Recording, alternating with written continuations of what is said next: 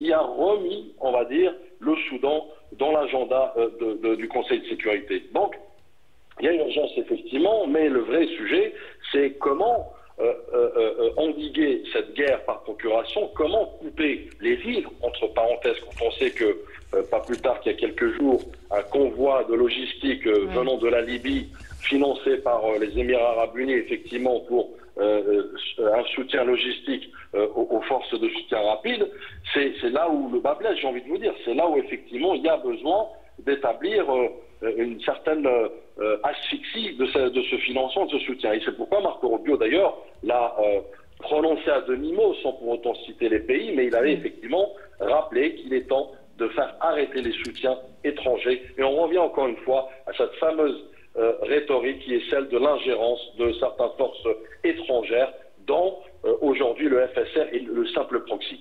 Oui, alors ces FSR, ils étaient mieux connus sous le nom donc des Janjaouides. Ils sont derrière ces massacres qui sont perpétrés au Darfour. Il y a ce phénomène et il est très comparable un peu à ce qui a été fait à Gaza avec les forces d'occupation terroristes. Vous savez, des soldats terroristes qui se mettaient en avant sur les réseaux sociaux et qui montraient les exactions ou parfois les massacres, les bombardements qui ont jubilé même sur les réseaux sociaux. Et on retrouve un peu ce même phénomène avec les FSR aujourd'hui. Alors, est-ce que les FSR sont... on a garanti aux FSR une forme d'impunité comme on le garantit aujourd'hui aux forces d'occupation sionistes? Il faut comprendre une chose, aujourd'hui le FSR, sur le terrain militaire, effectivement, même si ça reste une force paramilitaire, il fait face à une force d'armée régulière, notamment celle du Soudan. Donc, je rappelle le basculement de Al-Fasher, qui lui montre effectivement que cette force peut gagner des positions stratégiques, notamment même les périphéries du Darfour, à savoir la région du Cordovan.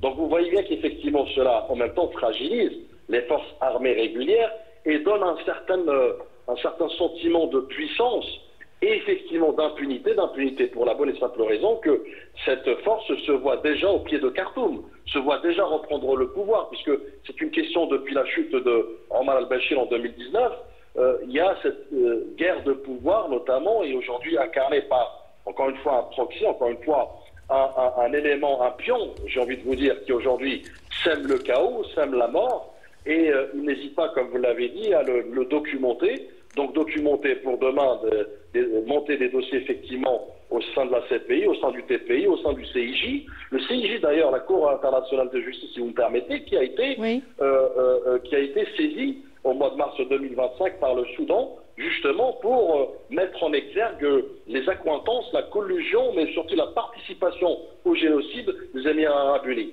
Bon, au mois de mai, effectivement, le CIG avait rendu sa réponse comme quoi qu'il était dans l'incompétence effectivement de pouvoir gérer ce dossier, mais cela vous donne une direction, cela vous donne une orientation notamment, d'abord par le peuple victime, le pays victime, l'État victime, à savoir le Soudan, qui sait pertinemment qui tire les ficelles. Donc oui, il y a un même modus operandi, vous faites bien effectivement de souligner cette similarité, cette analogie entre l'antitétionnisme et les FSR, puisqu'il y a un trait d'union qui s'appelle effectivement des pays étrangers qui font de l'ingérence à travers encore une fois, du pillage organisé et structuré, à travers un chaos organisé également pour arriver vers une partition, vers un découpage. Je rappelle que le Soudan avant, c'était un Soudan unifié. Aujourd'hui, vous avez le Soudan du Nord et le Soudan du Sud. Oui, dont le Soudan du Nord aujourd'hui est en train de subir effectivement le même mode opératoire. Justement.